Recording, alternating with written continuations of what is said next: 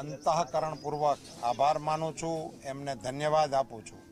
અમારા કાર્યકર્તાઓએ પરિશ્રમની પરાકાષ્ઠા કરી, એ બધા જ કાર્યકર્તાઓને વંદન કરું છું। મારી પાર્ટીનો આભાર માનું છું।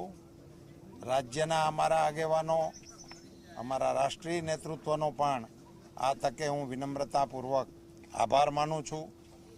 ખાસ કરીને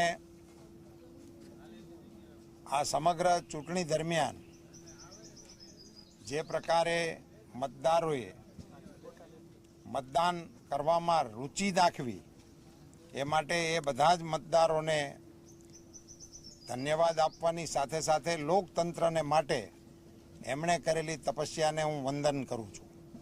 આ બધા જ સંતોનો હું ઋણ સ્વીકાર કરું છું।